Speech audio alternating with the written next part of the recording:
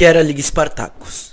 Segundo Isabel Loureiro, esse texto, publicado pela primeira vez no jornal espartaquista Die Rote Fahne, a bandeira vermelha, em 14 de dezembro de 1918, foi redigido por Rosa Luxemburgo quando os espartaquistas ainda eram membros do Partido Social Democrata Independente, o SPD. Entretanto, as divergências entre espartaquistas e independentes, tornadas insuperáveis, levaram à criação, no final de dezembro, do Partido Comunista Alemão, KPD. No congresso de fundação do KPD, que é 31 de 12 de 1918 a 1 de 1 de 1919, o programa da Liga Spartacus foi adotado por unanimidade, com apenas algumas modificações de detalhe.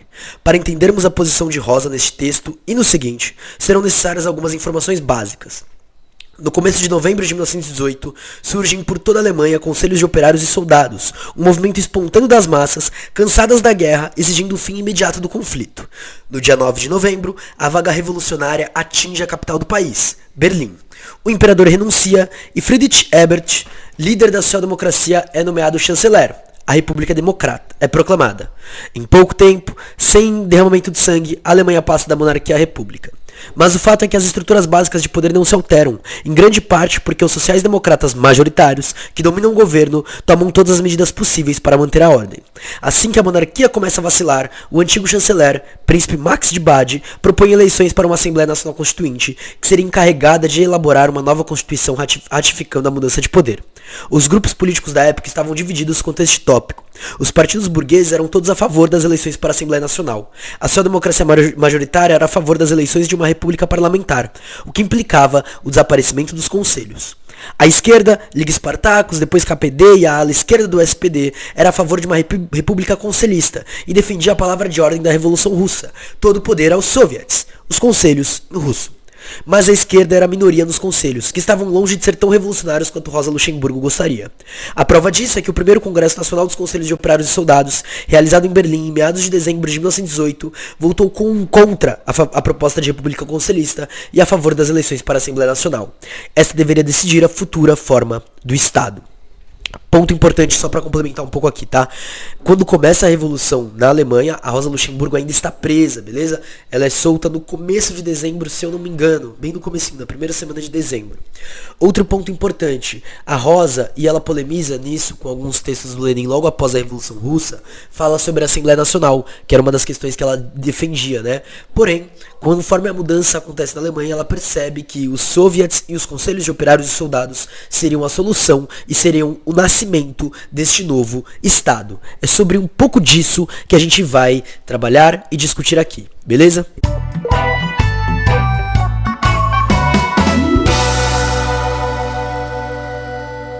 Eu sou Marcos Morcego, comunicador político aqui na Caverna do Morcego, autor, editor na revista Clio Operária, e estamos aqui então para mais um episódio, beleza? Então, primeiramente, antes de tudo, não esqueça de acompanhar a gente, seguir as redes sociais, vai estar tudo na descrição, tá? Lembrando que é muito importante vocês acompanharem, seguirem, principalmente nesse período de férias, onde os debates diminuem, onde eu mesmo não estarei tão ativo nas redes, mas é isso, estarei disponibilizando sempre esse materialzinho para vocês, de leitura e um pouquinho de discussão, só pra gente manter ainda nas férias um ritmo de estudo, um ritmo de pensamento, um ritmo de construção, pra reorganizar esse começo de ano dentro das esquerdas, beleza? É meio que isso que a gente tá trabalhando aqui. Pra isso acontecer, além de você seguir a gente, é muito importante o apoio, beleza? É isso que garante a continuidade do projeto. Então não esquece de ir lá no nosso apoio coletivo, apoia.se/Caverna-Morcego e contribuir, participar das comunidades que a gente cria, das formas que a gente cria ali de se comunicar. Ou você pode fortalecer a gente pelo Pix, né? Famoso Pix de Natal, já que esse episódio vai ser lançado uma semana antes, no podcast morcego@gmail.com, beleza? Qualquer valor já ajuda a gente demais a dar continuidade. No episódio de hoje a gente começa do livro Rosa Luxemburgo e o protagonismo das lutas de massas, publicado pela Expressão Popular e organizado pela Isabel Loureiro. Ela que escreve essa introduçãozinha que a gente trouxe aqui, apresentou, né? Então é um pouco disso que a gente abre. E depois a gente vai pro livro Textos Escolhidos, da Rosa Luxemburgo, de 1914 a 1919, também pela editora Unesp, porque lá tem alguns complementos das medidas puxadas pela Liga Spartacus para além do texto original. Beleza? Então, agora sim vamos entrar na leitura.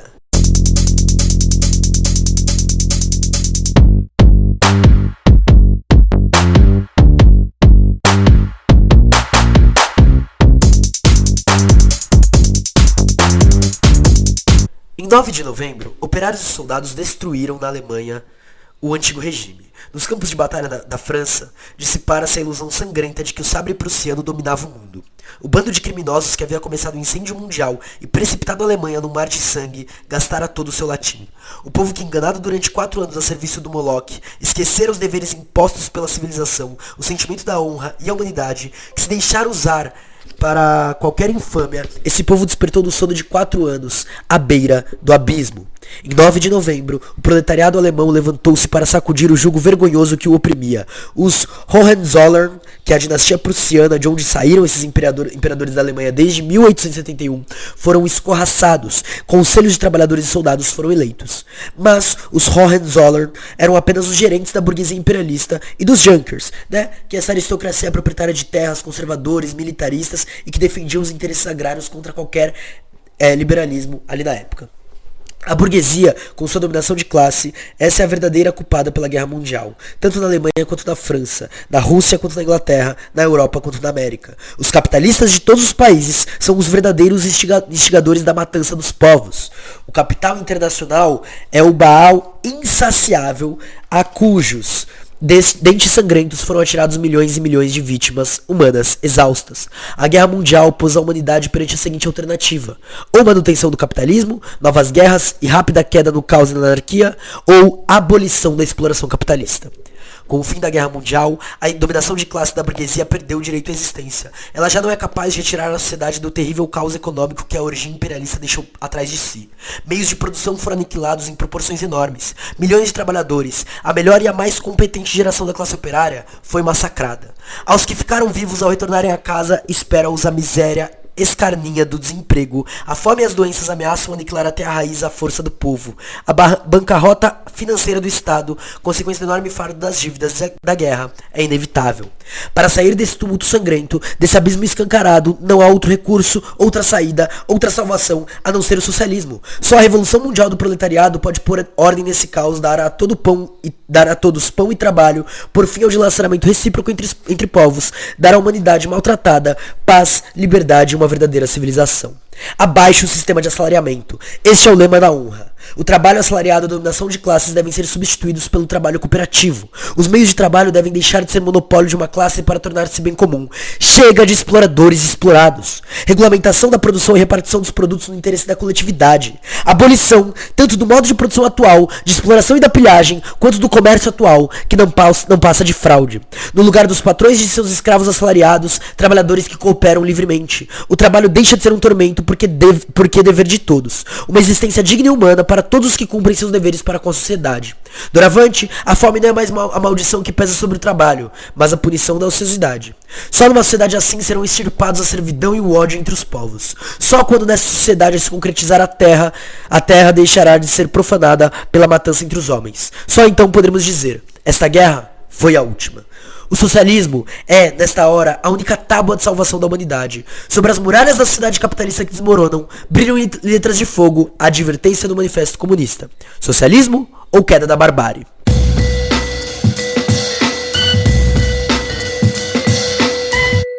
A realização da sociedade socialista é a mais grandiosa tarefa que, na história do mundo, já coube a uma classe e a uma revolução. Essa tarefa exige uma completa transformação do Estado e uma completa mudança dos fundamentos econômicos e sociais da sociedade. Essa transformação e essa mudança não podem ser decretadas por nenhuma autoridade, comissão ou parlamento. Só a própria massa popular pode empreendê-las e realizá-las. Em todas as revoluções anteriores, era uma pequena minoria do povo que conduzia a luta revolucionária, que lhe dava os objetivos e orientação, utilizando a massa apenas como instrumento para fazer triunfar seus próprios interesses, os interesses da minoria. A Revolução Socialista é a primeira que pode triunfar no interesse da grande maioria e graças à grande maioria dos trabalhadores. A massa do proletariado é chamada não só a fixar claramente o objetivo e a orientação da revolução, mas é preciso que ela mesma, passo a passo, através da sua própria atividade, dê vida ao socialismo. A essência da sociedade socialista consiste no seguinte: a grande massa trabalhadora deixa de ser uma massa governada, para viver ela mesma a vida política e econômica na sua totalidade, e para orientá-la por uma autodeterminação consciente e livre. Assim, da cúpula do Estado, a menor comunidade, a massa proletária precisa substituir os órgãos herdados da dominação burguesa. Bundesrat, Conselho Federal, parlamentos, conselhos municipais, pelos seus próprios órgãos de classe, os conselhos de operários e soldados, presa ocupar todos os postos, controlar todas as funções, aferir todas as necessidades do Estado pelos seus próprios interesses de classe e pelas tarefas socialistas, e só por uma influência recíproca, constante, viva, entre as massas populares e seu organismo, os conselhos de trabalhadores e soldados, é que a atividade das massas pode insuflar no Estado o espírito socialista. Por sua vez, a transformação econômica só pode realizar-se sob a forma de um processo levado a cabo pela ação das massas proletárias. No que se refere à socialização, secos decretos emitidos pelas autoridades revolucionárias supremas não passam de palavras ocas. Só o operariado, por sua própria ação, pode transformar o verbo em carne. Numa luta tenaz contra o capital, num corpo a corpo em cada empresa, graças à pressão direta das massas, às greves, graças à criação de seus organismos representativos permanentes, os trabalhadores podem alcançar o controle e, finalmente, a direção efetiva da produção.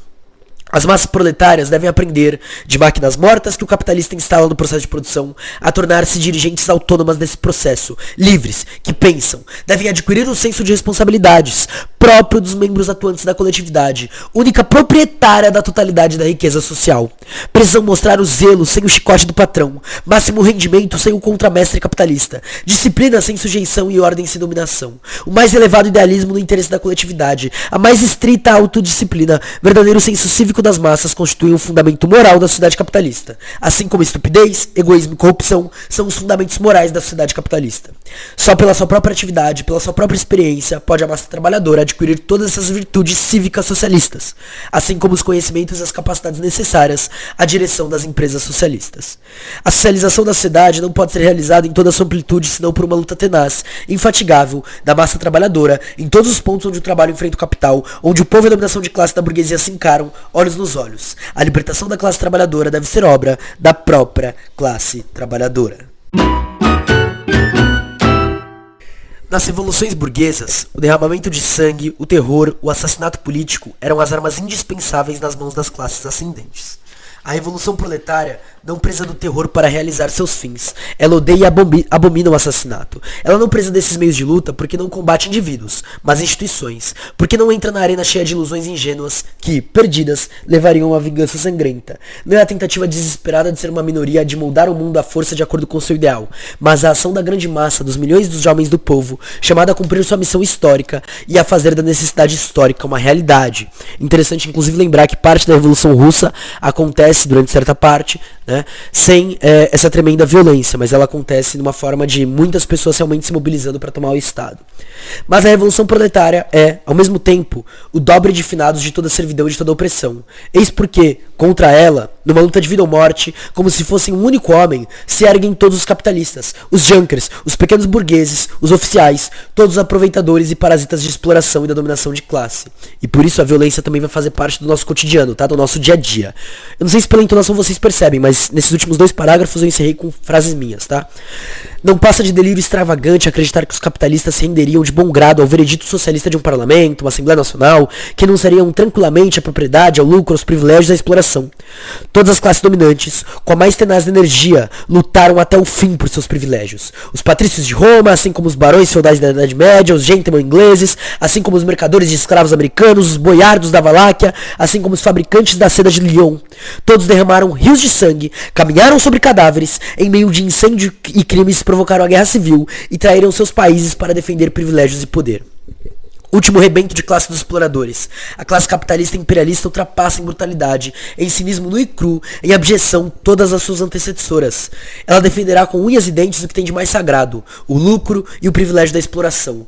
Utilizará os métodos sádicos revelados em toda a história da política colonial e no decorrer da última guerra. Moverá céus e terra contra o proletariado, mobilizará o campesinato contra as cidades, assulará camadas proletárias retrógradas contra a vanguarda socialista, utilizará oficiais para organizar massacres, né? Inclusive, a gente teve em janeiro na própria Alemanha, então, um mês depois que ela escreve isso, inclusive ela é morta nesse processo, né? Mas um massacre de vários militantes e várias militantes, como ela.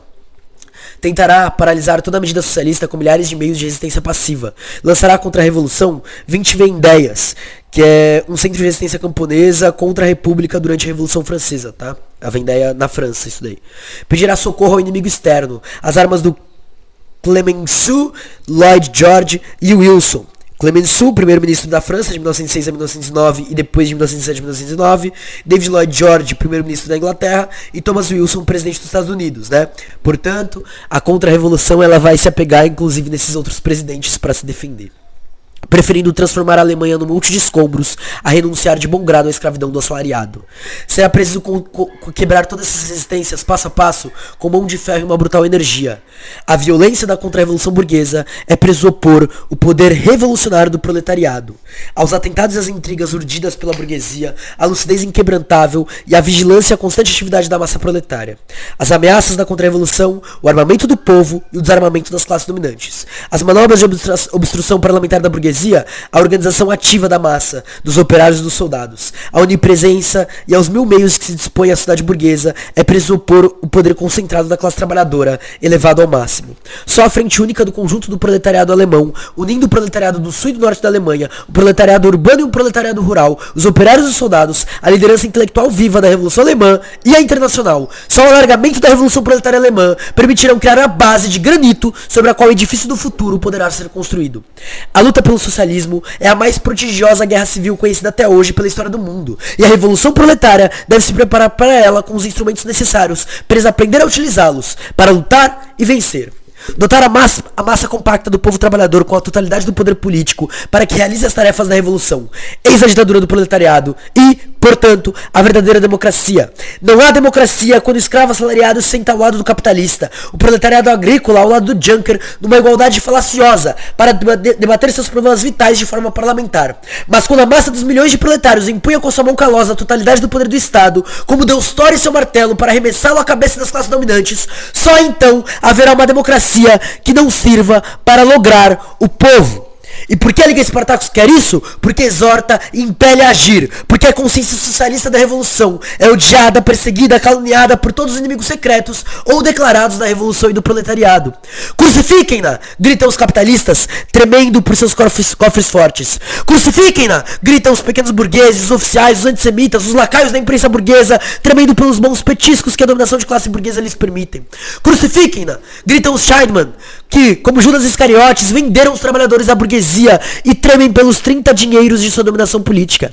Crucifiquem-na! Repetem ainda, como eco, camadas do operariado, iludidas, enganadas, mistificadas, e soldados que não sabem que acusam sua própria carne e seu próprio sangue quando acusam a Liga Spartacus. No ódio, na calúnia contra a Liga Spartacus, une-se tudo que é contra-revolucionário, inimigo do povo, antissocialista, equívoco, turvo, lucífago. Isso confirma que a Liga Spartacus bate o coração da revolução e que o futuro lhe pertence.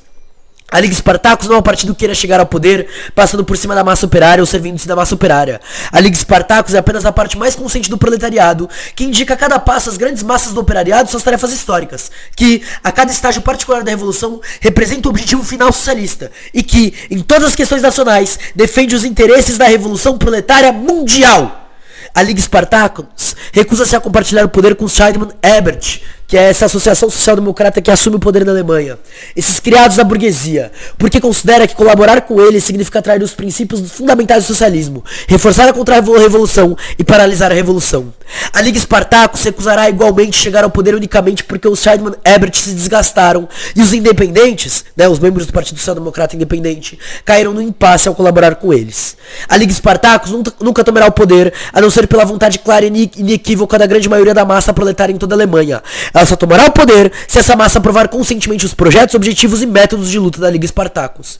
A revolução proletária não pode chegar a uma total lucidez e maturidade senão subindo, passo a passo, o amargo gólgota de suas próprias experiências, passando por vitórias e derrotas. A vitória da Liga Spartacus não se situa no começo, mas no fim da revolução. Ela identifica-se a vitória dos milhões de homens que constituem a massa do proletariado socialista. De pé, proletariados! A luta! Trata-se de conquistar o mundo e de lutar contra o mundo. Nessa última luta de classe da história mundial, pelos mais sublimes objetivos da humanidade, lançamos aos inimigos esse grito: polegares nos olhos e joelhos no peito.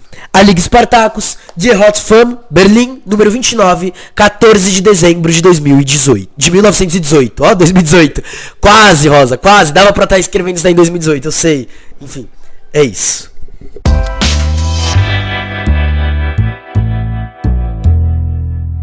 No livro pela editora Unesp, a gente tem um elemento a mais, tá? E agora a gente segue com ele, que são elementos para permitir ao proletariado realizar essas tarefas. A Liga Spartacus, portanto, exige medidas imediatas para assegurar o triunfo da revolução. Primeiro, desarmamento de toda a polícia, de todos os oficiais, assim como dos soldados de origem não proletária. Desarmamento de todos os que pertencem às classes dominantes. Segundo, requisição de todos os estoques de armas e munições, assim como das fábricas de armas, pelos conselhos de trabalhadores e soldados. Terceiro, armamento do conjunto do proletariado masculino adulto que constituirá uma milícia operária. Formação de uma guarda vermelha proletária que será a parte ativa da milícia e proteção permanente da revolução contra ataques e intrigas contra-revolucionárias. Ponto, tá? Para o Brasil, a gente vai se apoiar em alguns pontos para pensar isso daí, que é a guarda indígena, uma guarda negra e uma guarda de mulheres. Eu acho que e uma guarda trans também, enfim. A gente tem que pensar nesses elementos, né? Pensando no Rojavas, a partir da Libertação Nacional, os elementos que Raul Beck traz de proteção indígena, que a gente vai trabalhar na Caverna do Morcego aqui também, tá? Ano que vem. Mas também do próprio movimento indígena, movimento negro e movimento feminista, o feminista negro aqui no Brasil, feminista indígena que existe aqui no Brasil e particularidades, tá?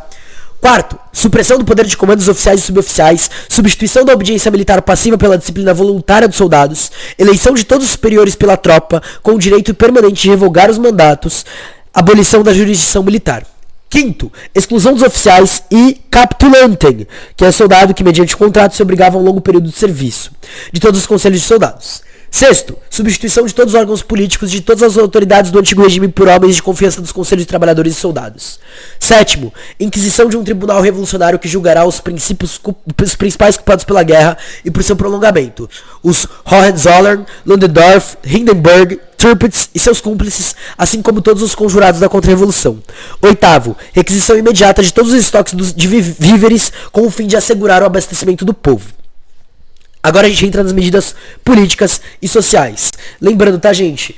Eu não tô aqui para confirmar que eu concordo com tudo que ela diz, até porque a gente tá falando de uma particularidade histórico-social, de um momento, de uma organização política em específico. A gente traz aqui para repensar o que a gente está fazendo hoje. É isso que o pensamento é vivo, tá ligado? Com crítica, com autocrítica e avanço na teoria e na prática.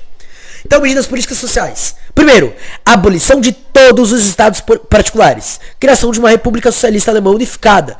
Ou seja, algo semelhante ao que a União Soviética fez. Segundo, supressão de todos os parlamentos e conselhos municipais, cujas funções serão preenchidas pelos conselhos de trabalhadores e soldados, assim como pelos comitês e órgãos por eles designados. Terceiro, eleição de conselhos de trabalhadores em toda a Alemanha pelo conjunto de operariado adulto de ambos os sexos, na cidade e no campo, por empresa. Eleição de conselhos de soldados pela tropa, exceto os oficiais e os capitulanten, direito de os trabalhadores e soldados a todo momento revogarem os mandatos de seus representantes. Quarto, eleição de delegados dos conselhos de trabalhadores e soldados em todo o Reich para o Conselho Central, Zentralrat, dos conselhos de trabalhadores e soldados que, por sua vez, elegerá um comitê executivo, Volksrat. Este será o organismo supremo dos poderes legislativo e executivo. O Conselho Central, quinto, o Conselho Central reunir-se-á no mínimo uma vez a cada 3 meses, sempre com reeleição dos delegados, a fim de exercer um controle permanente sobre a atividade do Comitê Executivo e estabelecer um contato vivo entre a massa dos Conselhos de Trabalhadores e os soldados de todo o Reich e o organismo governamental supremo que os representa. Os Conselhos de Trabalhadores e soldados locais têm o direito, a todo momento, de revogar os mandatos e substituir seus delegados no Conselho Central, no caso de estes não agirem de acordo com o mandato que lhes foi dado. O Comitê Executivo tem o direito de nomear e depor os comissários do povo, Volksbeauftragten, assim como as autoridades centrais do Reich e os funcionários. Sexto, supressão de todas as diferenças de casta, de todas as ordens e de todos os títulos. Total igualdade entre os sexos no plano jurídico e social. Sétimo, medidas sociais importantes. Redução do tempo de trabalho para lutar contra o desemprego e levar em consideração a fraqueza física do operariado, consequência da Guerra Mundial. Fixação da jornada de trabalho em 6 horas no máximo. Obrigado, Rosa. Obrigado, tá? Oitavo, imediata reorganização dos sistemas de abastecimento, habitação, saúde e educação no sentido e no espírito da Revolução Proletária. Medidas econômicas imediatas. Confisco de todos os bens e rendas dinásticas em proveito da coletividade. Segundo, anulação das dívidas do Estado e de outras dívidas públicas, assim como dos empréstimos de guerra, exceto subscrições de determinado valor a ser fixado pelo Conselho Central dos Conselhos de Trabalhadores e Soldados. Terceiro, expropriação de todas as explorações agrícolas grandes e médias. Constituição de cooperativas agrícolas socialistas sob uma direção central à escala do Reich.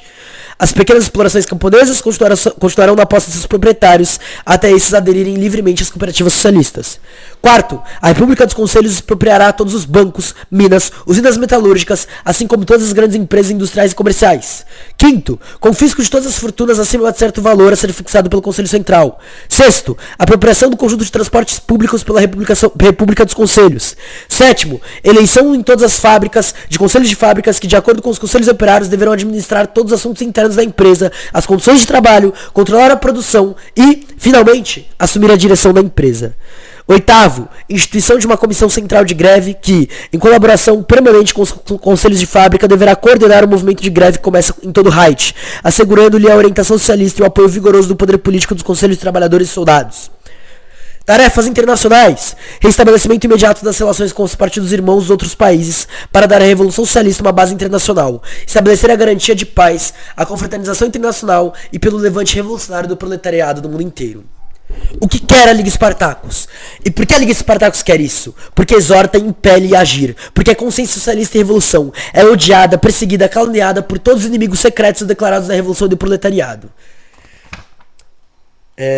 Então, é isso um pouco do que a gente traz aqui sobre Rosa Luxemburgo. Beleza, galera?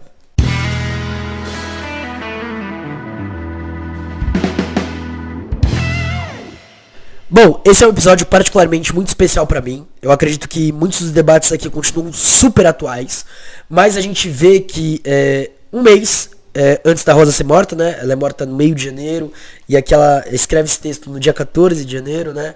A gente tem então aí muito claro que a Liga Spartacus, né, lembrando que ela não escreve sozinha, o próprio Karl Liebknecht, tem um texto muito parecido com esse, mas é um texto próprio, né, como liderança também da Liga Spartacus. Então a gente vê que existia um conjunto de mudança de perspectiva dentro da própria Alemanha, e ela não queria que a revolução acontecesse naquele momento, ela não achava que era o momento certo, tá? Ela se joga porque a massa se joga, e ela olha e fala, se eles se jogam eu não posso simplesmente não ir pra luta. Infelizmente, acaba sendo morta por isso. Bom, deveria ser morta de qualquer jeito, né, já que ela estava presa há muito tempo. Porém, é muito interessante perceber que abriu-se uma janela, uma oportunidade histórica que conectaria a Revolução da União Soviética com uma Revolução Europeia. E que poderia ter dado, né, embora a gente não trabalhe com talvez, com quase, com se, outra perspectiva, inclusive para as lutas que a gente tem hoje. Mas é isso, resgatar a Rosa Luxemburgo, assim como a gente resgatou Marighella nessas últimas semanas, assim como a gente resgata Clóvis Moura, Bell Hooks, Lélia Gonzalez, movimentos de luta, né, a própria Liga Spartacus, que a gente não está resgatando só a Rosa Luxemburgo, a gente está resgatando a Liga Spartacus, é resgatar os próprios próximos passos que a gente vai dar na nossa luta. Eu acho que esse é um dos episódios mais importantes, porque a gente vai trabalhar agora nas férias, mas por uma própria reorganização das esquerdas a nível nacional e internacional, tá ligado? Eu acho isso muito importante, muito crucial.